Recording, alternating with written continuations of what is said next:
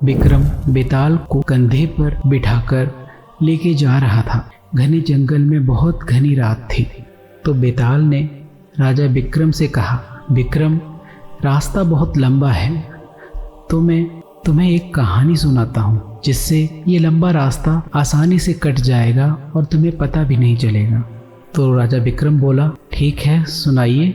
बेताल ने कहा, राजा विक्रम, मेरी एक शर्त है, अगर तुमने बीच में एक भी शब्द बोला तो मैं वापिस अपने स्थान पर उड़कर चला जाऊंगा। राजा विक्रम ने कुछ देर सोचा और बोला, ठीक है।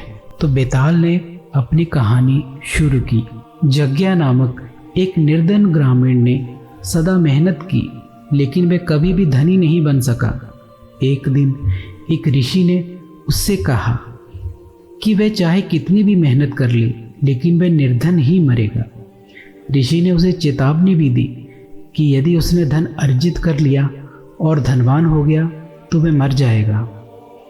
एक बार जब जग्या जंगल में लकड़ी काट रहा था तो उसे सोने के सिक्कों से भरा एक पुराना संदूक मिला। सिक्के इतने अधिक थे कि वह जीवन भर आराम से रह सकता था, लेकिन उसे ऋषि की भविष्यवाणी याद आई। फिर एक विचार उसके मन में आया, यदि मैं इस संदूक को ले जाऊं तो मैं तब तक दूसरों की मदद कर सकता हूँ जब तक कि मैं जीवित हूँ। अतः वह संदूक घर ले गया। वर्षों तक जग्या ने अपने गांव के लोगों के कल्याण के लिए पैसा खर्च किया।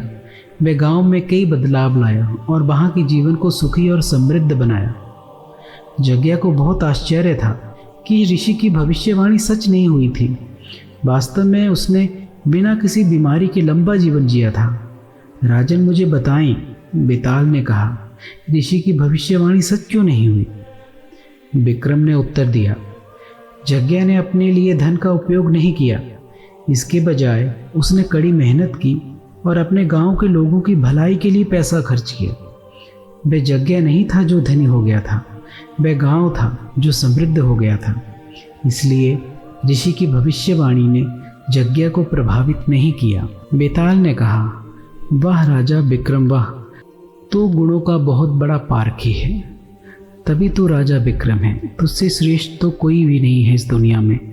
लेकिन मेरी शर्त के अनुसार मैंने तुझसे कहा था कि अगर तुमने अपना मुंह खोला तो मैं तुरंत यहाँ से चला जाऊँगा, तो तुम बीच में बोल पड़े, तुमने अपना वचन तोड़ा, तो लो ये मैं चला। ऐसा ही कहकर बेताल हवा में वापस अपने स्थान की ओर उड़ गया और विक्रम उसके पीछे पीछे उसे पकड़ने के लिए दौड़ पड़ा।